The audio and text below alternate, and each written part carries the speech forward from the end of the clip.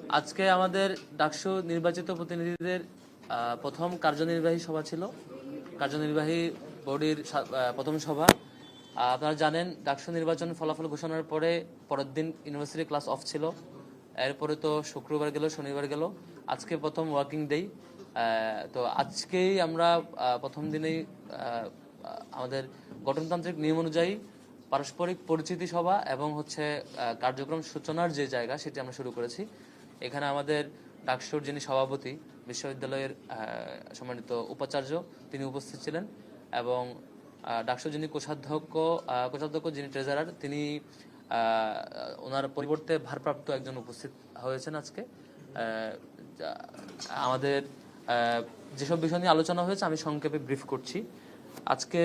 আজকের সভায় আমরা পারস্পরিক পরিচিত হয়েছি যারা নির্বাচিত হয়েছে তারা, এবং আমরা আলোচনা করেছি, সিদ্ধান্ত নিয়েছি আজকে থেকে আমরা শিক্ষার্থীদের প্রতিনিধি হয়ে যে মতেরই থাকি না কেন, যে দলের যে মতের যে চিন্তার পার্সোনাল যা থাকুক না কেন, আমরা সবকিছু পেছনে রেখে শিক্ষার্থীদের প্রতিনিধিত্ব করে শিক্ষার্থীদের ভয়েসগুলো রেজ করতে চাই, শিক্ষার্থীদের জন্য কাজ করতে চাই, সবার প্রতিনিধি হয়ে সবাইকে ধারণ করে। সেই জায়গাটাতে আমরা একমত হয়েছি। আমরা একই সাথে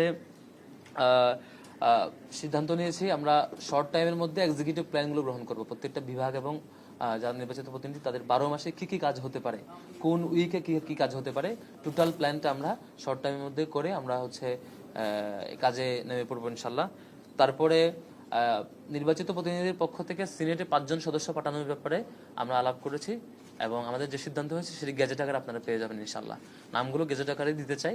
আমাদের যেসব ব্যাপারে ঐক্যমত হয়েছে যে 5 জনের ব্যাপারে, সেগুলো গেজেট আকারে আপনাদের সামনে উপস্থাপন করা হবে। তারপরে ট্রেজারার সংক্রান্ত বিষয় নিয়ে, যেহেতু আগে ডাকসু ছিল 2019 সালের পর ডাকসু নিয়মিত হয়নি, সেখানে আমাদের ডাকসুর ট্রেজারার কে হবেন সে ব্যাপারে আমরা সিদ্ধান্ত গ্রহণ করে সেটাও গেজেট আকারে আপনাদের সামনে উপস্থাপন করা হবে, সেটি নিয়ে আলোচনা হয়েছে। তারপরে আমাদের সামগ্রিক শিক্ষার্থীদের প্রতিনিধিত্ব করতে গিয়ে আমাদের কি বিষয় আমরা কিভাবে মাথায় রাখবো, কিছু মূলনীতি নিয়ে আলোচনা হয়েছে। এই টোটাল আজকের সবার মূল জায়গা। শুরুতে বিশ্ববিদ্যালয়ের যিনি ভিসি এবং ডাকসুর যিনি ডাকসুর যিনি সভাপতি, বিশ্ববিদ্যালয়ের ভিসি, তিনি আমাদেরকে ফুল দিয়ে ওয়েলকাম করেছেন এবং সবাইকে শুভেচ্ছা জানিয়েছেন। আমাদের পক্ষ থেকেও আমরা ওনাকে ফুল দিয়ে শুভেচ্ছা জানিয়েছি এবং ওয়েলকাম করেছি প্রোগ্রামের শুরুতে।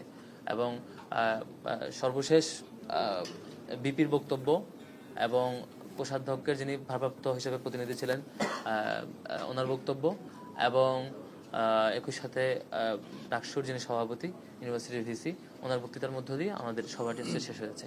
এই ছিল আজকের প্রথম কার্যনির্বাহী সভার সামগ্রিক বিবরণ। আমি কথা নিয়ে আসার জন্য অনুরোধ করব আমাদের ঢাকা বিশ্ববিদ্যালয়ের কেন্দ্রীয় ছাত্র সংসদের ভিপি মোহাম্মদ আবু সাদিক কায়েমকে। আসসালামু আলাইকুম রাহমাতুল্লাহ।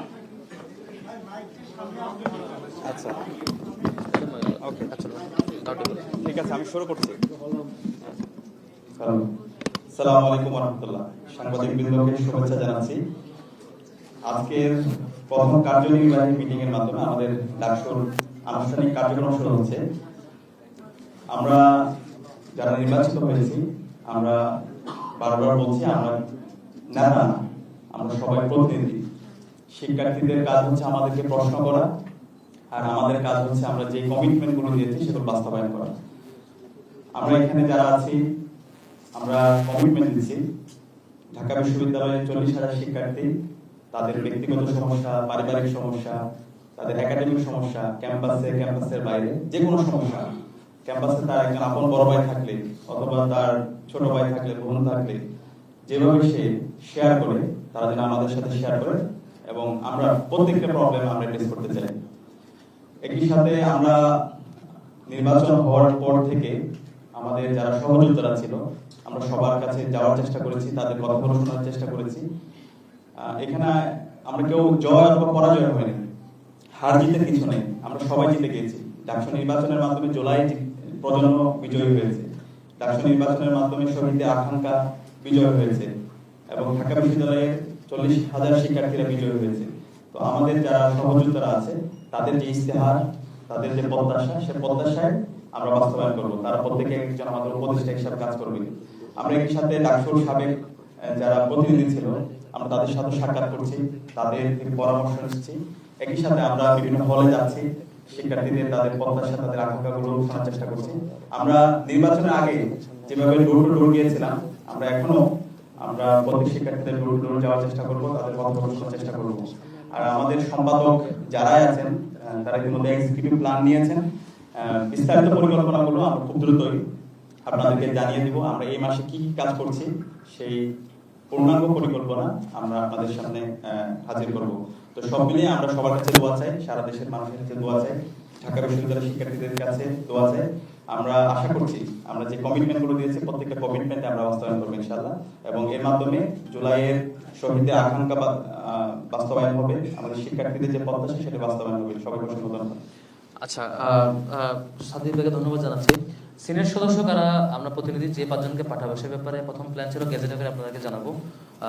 তবে আমাদের সহকর্মীরা পরামর্শ দিয়েছেন যে যদি সাংবাদিক বন্ধুগণ আছেন এখানে টোটাল ক্লারিফিকেশনটা বলে ফেললে সবার জন্য ক্লিয়ার সুন্দর হয়। যদি ক্লিয়ার বলে আমার মনে হয় সেটাই বলে ফেলা ভালো। আমাদের মিটিংয়ে আলাপ হয়েছে প্রথমত সিনেটে যে 5 জন প্রতিনিধি পাঠাবো সেক্ষেত্রে আগের এক্সপিরিয়েন্সগুলো জানা, এর আগে ডাকসুগুলোতে কিভাবে হয়েছে বিগত দিনে আমরা আগের যারা বিভিন্ন সময় নির্বাচিত হয়েছে তাদের সাথে আলাপ করেছি। তো সবার আলাপ শুনে যেটা মনে হয়েছে বিশ্ববিদ্যালয়ে যখন একজন শিক্ষার্থী থাকেন তিনি কোন মতের, কোন রাজনৈতিক দলের, কোন চিন্তার, এটা কখনোই ফ্যাক্টর নয়। ফ্যাক্টর হলো বিশ্ববিদ্যালয় সিদ্ধান্ত গ্রহণে সাধারণত নারী পুরুষ একটা ফ্যাক্টর হয়ে কাজ করে।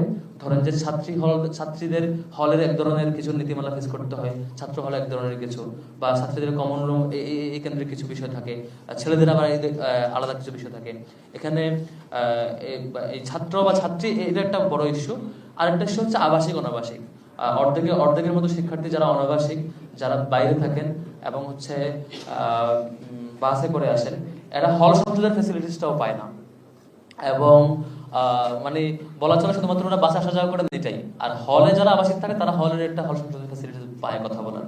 তো এই বিষয়গুলো আমরা বিবেচনায় রেখে আবার যেহেতু 5 জনের একটা লিমিটেশন আছে, 5 জন সংখ্যক প্রতিনিধি আমরা পাঠাতে পারবো, সেখানে টপ 3 অটো থাকছেন বিপিজিএস এজিএস, তাহলে আমার সিলেকশন করার 2 জন মাত্র অপশন। সেখানে আমরা কিভাবে করতে পারি? তো সেখানে আমরা আলাপে যেটা আসছে বা একমত হয়েছে সেটি হচ্ছে যেহেতু সেক্রেটারিয়েট বডি আছে অর্ধেক, বাকি অর্ধেক হলো জেনারেল মেম্বার, তাহলে আমরা জেনারেল মেম্বার থেকে একজন নিব, সেক্রেটারিয়েট বডি থেকে একজন নিব, এভাবে আলাপ করেছি। এবং সিদ্ধান্ত হয়েছে জেনারেল মেম্বার যেহেতু সবাই জেনারেল মেম্বার, এখানে কম্পারিজন করা কঠিন, তো যিনি বেশি ভোট পেয়েছেন সবচাইতে বেশি সর্বাধিক তাকেই আমরা সিনেটে প্রতিনিধি হিসেবে পাঠাচ্ছি, তিনি হচ্ছে সাবিকুন নাথ তামান্না। আর হচ্ছে সেক্রেটারিয়েট বডিতে কাকে করা যায় সেক্ষেত্রে আলাপ হয়েছে বাকি 4 জন যেহেতু ঠিক হয়ে গেছে, একজন এমন হওয়া দরকার যে একদম এককভাবে বা সবকিছুতে অনাবাসিক শিক্ষার্থীদের প্রবলেমগুলোর জন্য তিনি দায়বদ্ধ, তিনি এই বিষয়গুলো দেখবেন। যেহেতু হল সংসদে অলরেডি হলের আবাসিক শিক্ষার্থীর জন্য দেখে অনাবাসিক শিক্ষার্থীরা এই দিকে বেশি প্রবলেম ফেস করে। আমরা সকল অনাবাসিক শিক্ষার্থী বাস কমিটি তাদের সাথে বসে ওনাদের প্রত্যাশার জায়গা এটা ছিল যে সব জায়গায় তাদের প্রতিনিধি থাকবে। তো সেই বিবেচনায় এই বড় সংখ্যক শিক্ষার্থীদের প্রতিনিধিত্ব করতে গিয়ে যিনি পরিবহন সম্পাদকে যিনি নির্বাচিত হয়েছেন তাকে আমরা অন্যতম আরেকজন যাতে তাদের প্রতিনিধিত্ব করতে পারে। মোট 5 জন হচ্ছে, তিনি আসিফ আব্দুল্লাহ। এই মোট 5 জন সিনেটে থাকবেন, বিপিজিএস এজিএস আর হচ্ছে পরিবহনে যিনি নির্বাচিত হয়েছেন আসিফ আব্দুল্লাহ, আর জেনারেল মেম্বারে যিনি সর্বোচ্চ ভোট পেয়েছেন সাবিকুন নাথ তামান্না। এই 5 জন হচ্ছে সিনেটে। আমি আশা করি সাংবাদিক বন্ধুদের ক্লিয়ার করতে পেরেছি। এর মধ্য দিয়ে আজকে আমাদের সংক্ষিপ্ত ব্রিফিং শেষ করছি। সবাইকে শুভেচ্ছা এবং সালাম। আসসালামু আলাইকুম ওয়া রাহমাতুল্লাহ। সানবিট সব দিবে সামাল। সানবিট ম্যাজিক প্রেস ডিশওয়াশিং এর মাথা ঘোরানো সলিউশন।